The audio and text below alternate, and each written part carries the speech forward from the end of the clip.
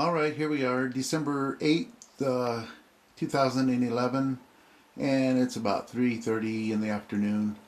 Went on YouTube and come across the guy with a cardboard box. I think he was in Japan, so I figured I'd build me one too. So here's the starting of the box, and we're going to start hacking away at it and see what I can get. Alright, here's the starting of the box, unfolded or folded out, and we're going to take the flappers that close the box up and we're going to fold them in and use them as a leading edge, somewhat of an airfoil, and for strength. I've got dowels there. The dowels are going to stiffen up the leading edge on the flappers, and I've got one up on top sitting there, but I'm going to put them inside the flap when I fold it over and glue it or tape it, whichever. And we're going to try use the counter rotating prop, eliminate some of the torque, and since it is short coupled, I think it might help. And it should have a lot of power. Two 11-inch props. So let's see what we can do.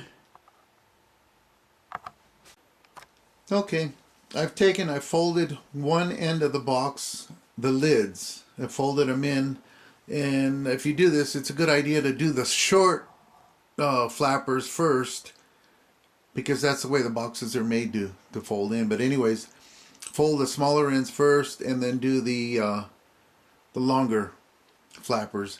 And I've taken and put some clear, it's like corner edging or molding corner protectors, plastic. Taken and use the hot glue to stick them down. I also use hot glue on the back sides of the flapper, and inside the leading edge I've got the 1/8 dowel.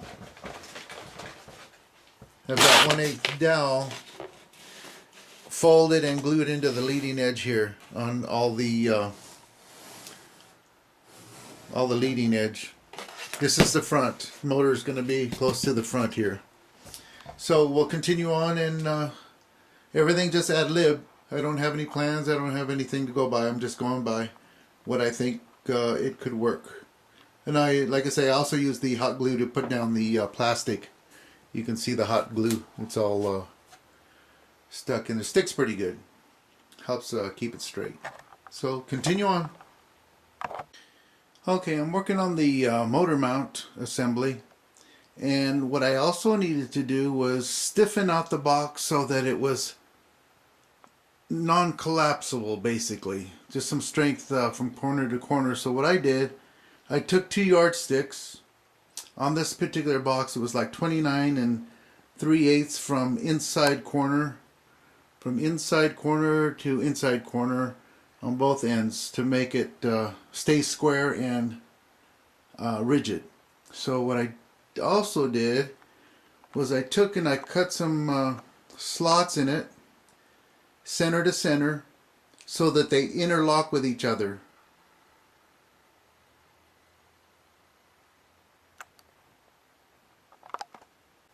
So here are the two pieces interlocked with each other. I'll get a little zoom in on that. So they fit flush. I'm also utilizing that for my motor mount. That's why I figured I'd just go flush. And then I realized I've got to have a recess because it's the counter rotating unit, and it's really 2 motors put together, but one of them is about 1.5 inches below the mounting plate. So what I decided to do was, first I'll show you the cross member inside the fuselage, basically. Alright, there it is. I just kind of shoved them in there so you kind of have an idea what I was doing. Now I'll show you how I was going to do the motor mount assembly before I glue that inside the box. And before I glue it inside the box, I have to find out the general area for my CG. Here are my motor mount assembly pieces. And you notice the green lines on my cross member? Well, that's the ID, the inside diameter of the motor mount. So anything outside of that is okay, but inside it'll bind with the motor mount, or the motor actually. So I made these little standoffs That's the motor mount. I made these little standoffs, and there's going to go one on each frame piece of work, and then the motor mount ring will sit on top. I'll do that right now. Here's a shot of the standoffs. They're just laying on there right now. I've got to glue them, and I'm going to put the ring on next so you can see the difference. Basically, the clearance for the back motor of the counter-rotating unit.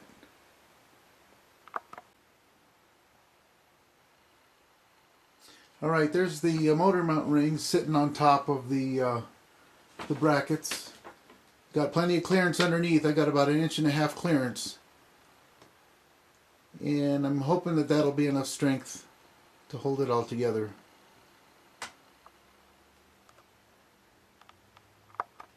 Okay, I've estimated the balance point, and we've got 2 batteries for this counter-rotating unit.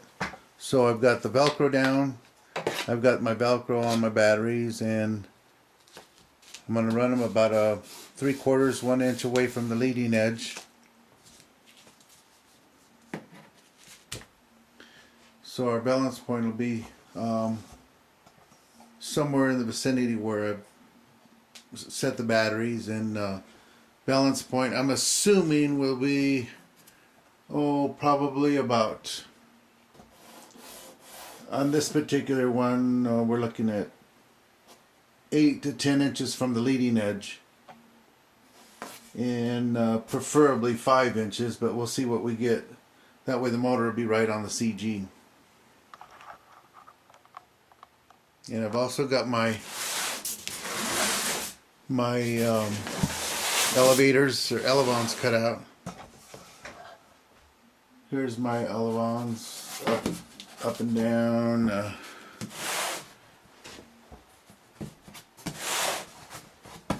And I'm going to hook them in together so that they're mounted from the bottom, the back side, all the way down to the other one, so they move simultaneously. I've got 2 full sets of elevons. Okay, here we go. This is the final product. I got carried away and just started finishing it up. I lost track of what I was doing, didn't get any videos from the last part of the build. So anyways, here's the completed project. It's got the counter-rotating setup inside, and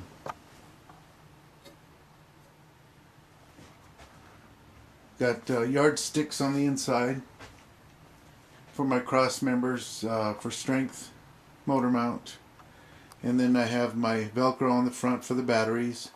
I have some wood stiffeners for the landing gear plate that I put on.